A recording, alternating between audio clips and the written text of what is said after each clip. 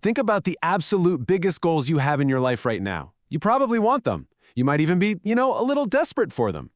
But what if the secret to achieving your dreams isn't actually about getting what you want?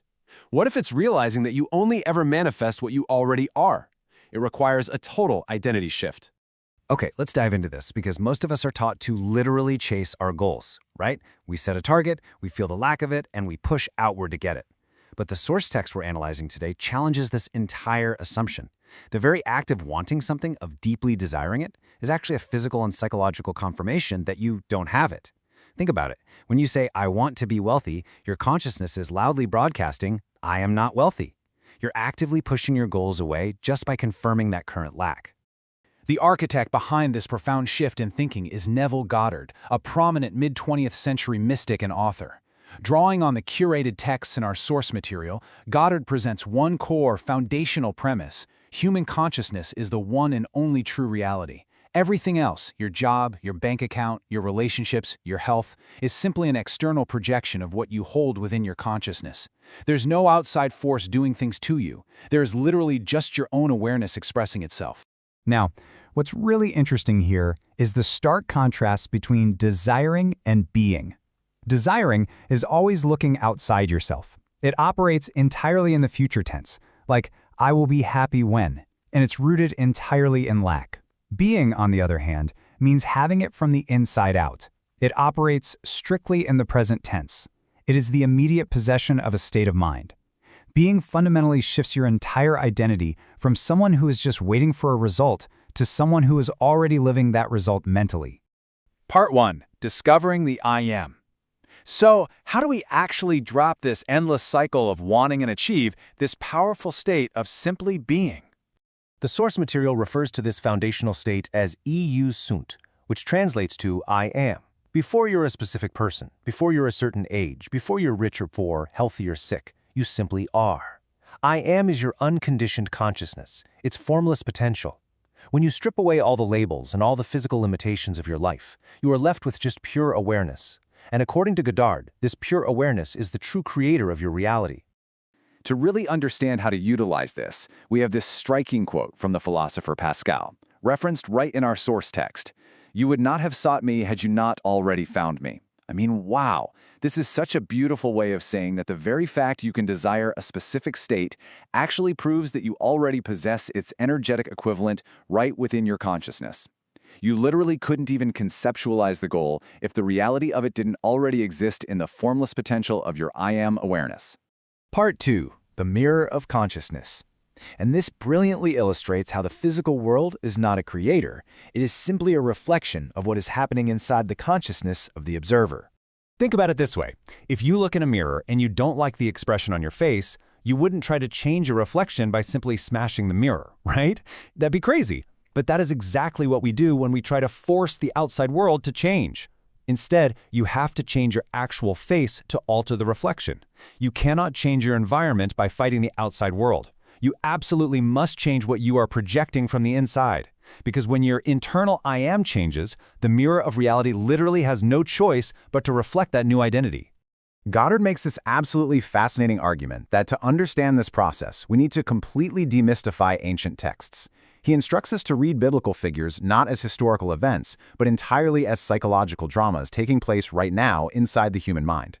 So Moses isn't a man on a mountain, he is the part of your mind discovering that God is simply your own I am awareness. The Virgin Mary represents your unconditioned mind conceiving a new desire without any outside physical intervention.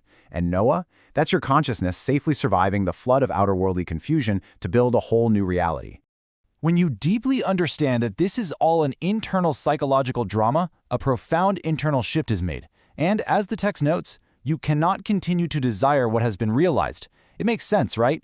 Once you fully assume the identity of the person who already has what they want inside their mind, that frantic, desperate feeling of wanting completely vanishes. It's just gone, replaced by a calm, knowing gratitude. Let's move to part 3, the art of becoming, and see how this builds into the practical application. How do we actually practice this and methodically shift our internal reflection? Here is the exact 3-step procedure outlined in the text for abandoning your old self. Step 1. Immobilize your physical body into a deeply relaxed state.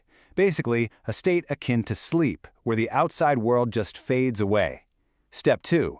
In this quiet state, assume the feeling of the wish fulfilled. Imagine a scene that implies you have already achieved your goal and really feel the reality of it right here, right now. Step 3. Persist. You must dwell in this feeling until this new state of consciousness feels perfectly, entirely natural to you. So the crucial point here is how you phrase this internal shift. Language matters immensely. If you sit in meditation and think, "I will be well," or "I will be wealthy," that is a massive linguistic trap. You're literally affirming your current sickness or your current lack, because saying "I will be" means "I am not currently." Instead, you must claim present reality. You have to declare with real feeling, "I am well, I am wealthy." The "I am" is the only true claim that actually rearranges your consciousness. Part 4. Living the wish fulfilled. Now, stepping into a new identity definitely feels unnatural at first, kind of like breaking in a stiff new pair of shoes. But persistence is what makes it a habit. As this really powerful quote from the source states, to express the qualities of a consciousness naturally, you must dwell or live within that consciousness. You see, you can't just visit your new identity for 5 minutes a day and then spend the other 23 hours and 55 minutes worrying. It doesn't work that way. You must drop the old identity entirely. You literally have to let the old limited self die in order to put on the new one and make it an absolute living habit. This brings us to one of the most famous questions in history, which Goddard reframes entirely.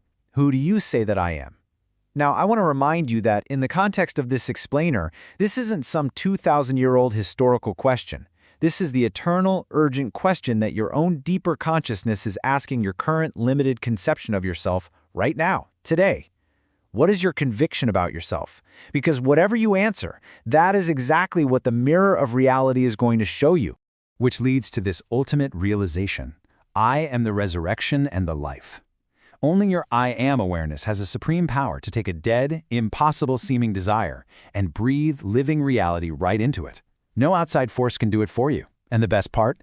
You don't have to figure out the how. You only have to be faithful to the state of I am already being it, and your consciousness will resurrect that desire into your physical world. So, as we wrap up this explainer, I want to leave you with a final provocative thought to carry with you. If your consciousness is the one and only true reality, and the physical world is merely a mirror reflecting your internal state back to you, what will you claim for your I am today? Because the exact moment you truly shift your identity from wanting to being, your entire world has no choice but to follow.